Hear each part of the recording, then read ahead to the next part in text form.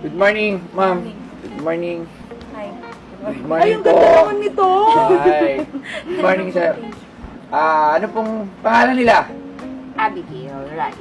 Abigail? Rait. Rait. natin to, bebe. Sige po, lagay na lang po. Yan, Malakas naman yung boses mo. ako malakas naman ang boses ko. Yan.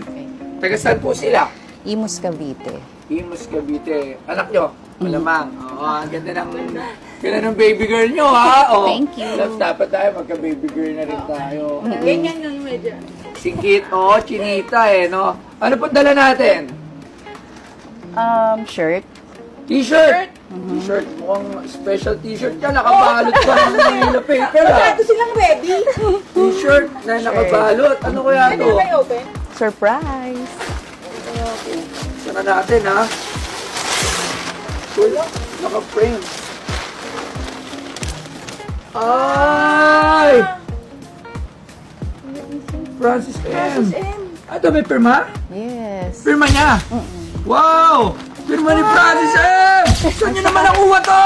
Tsaka may lang! Ito, Kasi wala akong pirma ni Francis M. Meron na ngayon t-shirt. Hindi. Nasa? Letter. Nasa letter yan. Yeah, that's me. Ikaw to!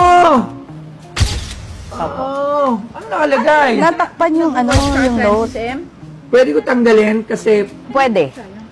Hindi, pwede. hindi kailangan ko Ano lang makita naman lang. yan. Kasi kung mabibili naman natin to, hindi naman natin siya lalagay dito, lalagay natin siya sa frame eh. Okay. Kung mabibili natin. Pero bibili mo to kasi may signature. Anda lang. Kanina. Gunting. Huwag na baka maano pa tayo sa ano. Yes. Flight attendant ka, ma'am. Noon. Noon. Ano po yan? Asiana Airlines. Asiana Airlines. Sir Francis, pogi talaga ng idol ko eh. Oo, iba talaga yan. Bagets talaga yan. Yan ang hindi rin natanda. May polo na siya, may jersey pa siya. Oo. Ano to? Personal worn? Yes. Binigay sa inyo. Yes po. Personal worn. Bakit? Saan niyo po nakilala Sir Francis? Actually, nanood ako ng Itbulaga. Nanood ka ng Itbulaga. Tapos, doon, nakita niya ako, gumawa siya ng way para to get my number. And then, yun na yun. Doon na nag-start yung story. Anong story yan? Hintay lang ha. Hintay lang. Hintay muna ha. Hintay muna. Here. I love you. Pirma niya to? Oh my Dahil lang kinikilabutan naman ako. Abigail Han, I love you so much. Hintay lang, ma'am. Nakakaiyak. Ano Bigla to? ako naiiyak. Ito naman yung Ano po to? signature niya. Signature yan. Nasa card yan na kaya lang, ang tagal na. nakalagay dito? Mwah, kiss. Mwah. Mwah View. Moi, you. Year 2007 yan. So, mamaya explain ko bakit ganyan. Ito may pirma yung damit. Wala. Wow, sige. Wow. Hintay lang, mama. Medyo na-intriga ako dito. Abigail Han, I love you so much. Pirma ni Francis M. Bakit po? So, yun na nga. Grabe, tinan mo. Oo, Legit lang. Grabe. Anong year to, ma'am? 2006 maybe or 7 din. 2006, 2007. Mga ganong year. Oo. And there's a story behind this jersey kasi. Sige po, ano po? Actually, untold story. Okay? Untold. Yes. So, Nakaabang. nakita niyo na naman sa letter na I love you so much. So, meaning to say, may relationship.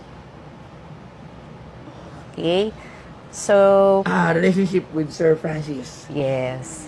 Ngayon, nung nagkaanak kami, buntis ako noon, syempre, Nagkaanak! nagkaanak. And that's her. Siya! That's her. Sabi ko na nga Siya! mukha ni Francis. That's Ano her. pangalan mo, baby girl? Gail Francesca. Gail Francesca. Yeah. Ito lang. Siya nagpangalan dyan, ha? Gail Francesca. Gail, Abigail, Francis, Francesca. So, siya nagpangalan sa kanya, oo. So, yun na nga. Kaya, Oo nga. Mukha niya, no? mm Ang ganda niya, no? Thank Yung kanila. Sige po, nakakinikilabutan kasi ako Kaya eh. nga yun, grabe. Sige ma'am, ano pong ano natin? Story sa jersey Sige na po, to. sa jersey. Ngayon, syempre, buntis ako. Tatantrums na ako kasi busy siya.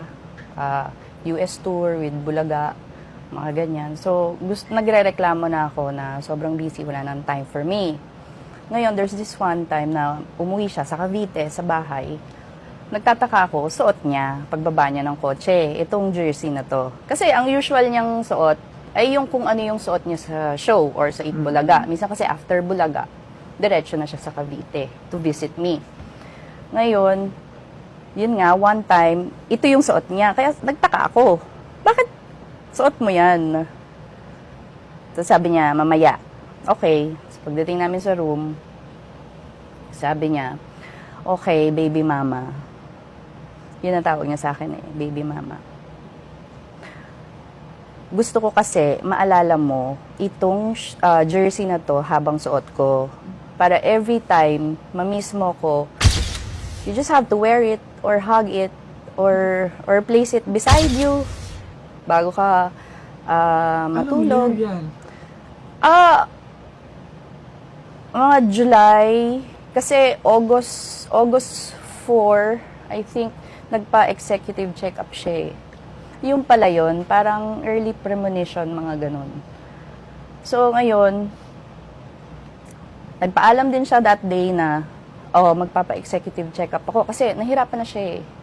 Sa pain, nagtataas ako ng 3 pillows para ma-elevate yung legs niya dahil sobrang sakit. Lagi siyang inaantok. So, sabi ko, pa-check up ka na. So, nagpa-check up siya. That was like August 3 or 4, I'm not sure. Hindi, sabi niya, overnight lang yun, ha, ganyan. So, tumawag siya, sabi niya pa, anemic lang siya. Pero siguro na-realize niya, lalabas din sa news, makikita ko sa TV, inamin niya din na, yun nga, may cancer siya. So, yun yung story ng shirt na yan, na para bang, early premonition, na parang, i-keep mo yan, that's for you, that's for our baby. And simula na nasa hospital siya, lagi siya tumatawag everyday, tapat ko sa tiyan ko yung... Kasi nanganak ako September 8. So, 8 months yung tiyan ko. And sobrang gumuho talaga yung mundo ko nung time na yun. Kasi, okay kami, ang dami naming plano, tapos bigla siya nagkasakit. And pinakamahirap na part is, yung situation ko, yung hindi ka pwedeng lumabas. Ayoko namang dagdagan pa dahil may sakit na, di ba? It will add, burden pa. Yeah.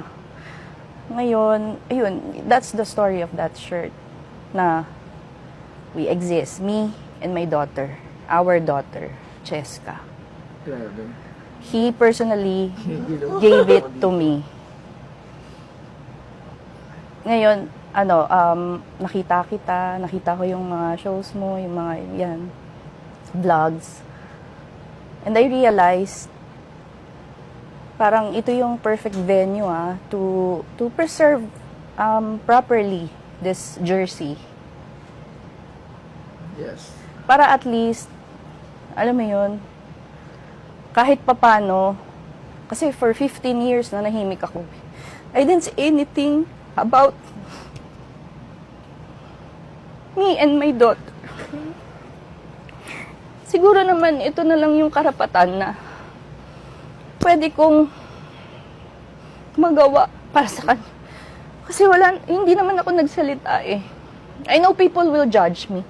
But, we exist.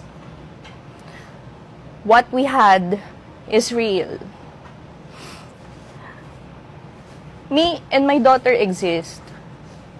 Mahal niya kami. And that's a fact. So, yun lang. Sorry.